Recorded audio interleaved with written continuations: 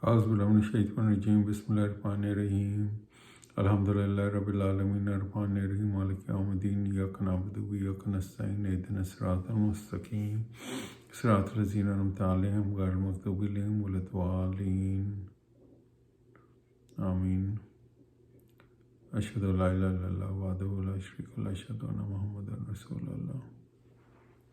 So this is my khutbah today, or my talk today, on the metaphor that Jesus implied in his conversation with the Jews when he talked about himself extensively in to the people about him being a son of God in the metaphorical sense.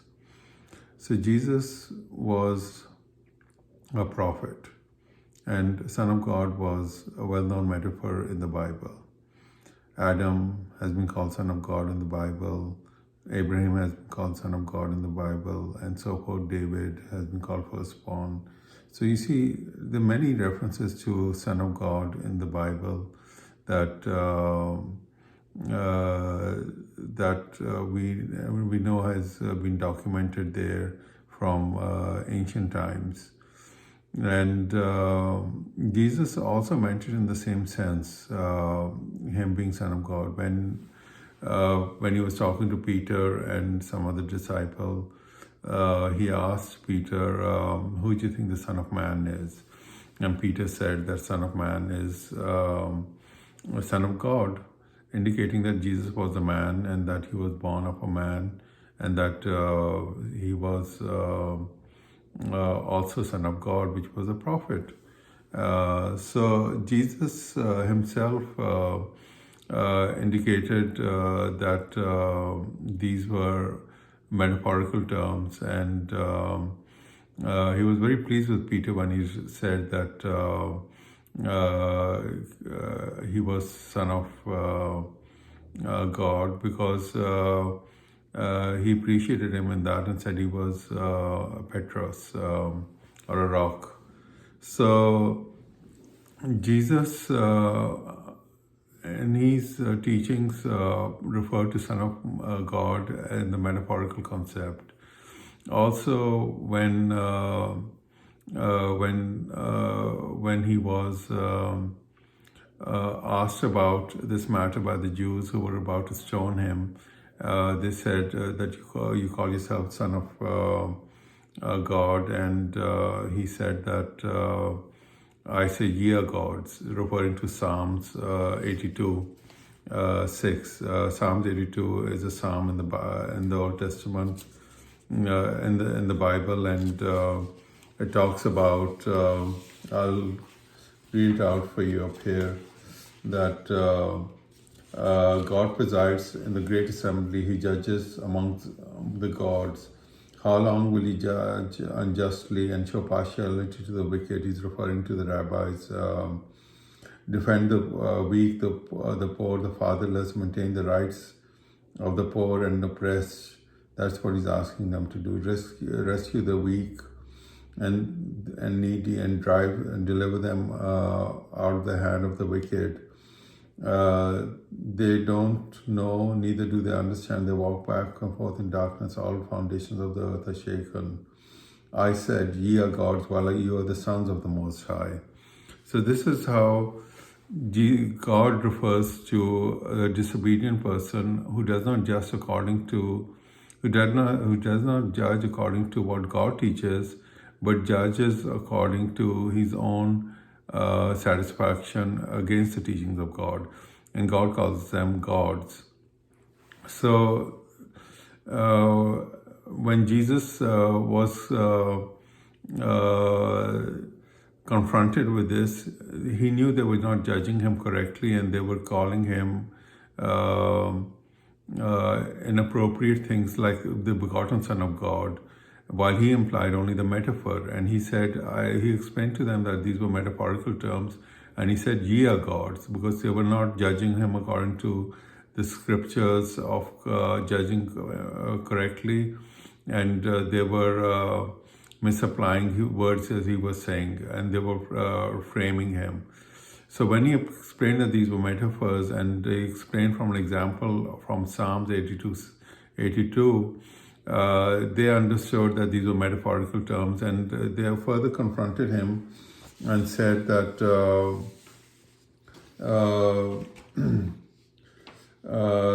this is in John 10.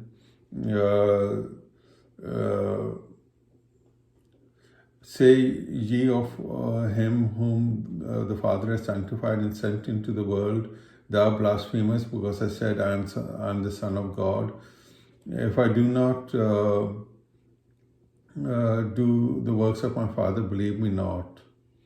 And so in this verse 36, he's saying that he's sanctified, and you're saying that I'm blaspheming. Well, I'm not. This is only the metaphorical concept, and I do the works of my Father, which is the works of a prophet. This is what a prophet does. So this is how Jesus explained to them, and they did not stone him because they realized that he was talking about the metaphor up there, and he was not talking about him being actually Son of God, because that would be blasphemy to the Jews. And the Jews know that in the scripture they do not have the concept of Son of God. Ezra was considered by a Jewish group to be Son of God, as indicated in the Quran, but that had died out by that time, and at that time the dogma was very clear that there was no God other than God, and there was no Son of God issues. So he would not commit blasphemy by saying that he was Son of God. So it's very clear that Jesus came to uphold the first law of Deuteronomy, or in first law in Exodus, that do not take a god besides me. And he said that he would not commit blasphemy, and he would not call himself God and Son of God. And so there you have it, that Jesus himself upheld the law of the Old Testament, and it's quoted in the Bible that he came to uphold the law of the prophets. So he would not commit blasphemy by saying that he was Son of God. So there you have it. You realize that Jesus himself did not call himself Son of God, and this was said about him, like John said extensively in his gospel, and the other gospel writers wrote about him. And they wrote on behalf of Paul, who wanted to teach Son of God issues to the Gentiles, because to the Gentiles, they could identify with the Son of God, like their own kings or the Caesars or the Caesars were called sons of God. And so this vernacular was commonplace with them, and Paul was teaching to the Gentiles, and the other disciples like John and Barnabas and the gospel writers also indicated that he was Son of God to people. While it was not in the begotten sense, it was only in the metaphorical sense, as one being one with him, or one not being one with him, but actually teaching according to him, like the Psalm says that I say you are gods while you are sons of God. A son of God judges according to the teachings of his Father, and a true son teaches correctly, while a God is a negative metaphor indicating that they're not teaching correctly, or they're not judging correctly, and they're judging by things other than what their book tells them to teach. So this is how this was misconceived, and Son of God issues came about in the Christian lore through, it was mischief on the part of Paul and also on the part of some of the disciples to call him Son of God in the begotten sense. And the gospel writers did not call him God, but they did indicate that he was begotten, which you have to understand that Jesus himself denied that. When he was being stoned, he said that he was sanctified, he would not commit blasphemy by going against the law of the Sharia of the Old Testament of the Jews, and that's why they let him off. And further, he has called himself Son of Man around 80 times in the New Testament. So you see, he calls himself Son of Man. Obviously, that is not a metaphor, that's in the sense of being begotten by a man. And that is one thing that Muslims have to understand, that Jesus did have a earthly father, and it was not a virgin birth like they'd like to say, because Jesus himself in the Bible has said repeatedly that he's Son of Man. And so you see these points, you have to understand these several points that are mentioned up here. One being that when he was about to be stoned, he clarified these were metaphors, and he was sanctified, he would not commit blasphemy. His conversation with Peter, where he said, I'm the Son of Man, and what do you think I am? And he said, you're the Son of God, which indicates that he was a prophet, and so forth.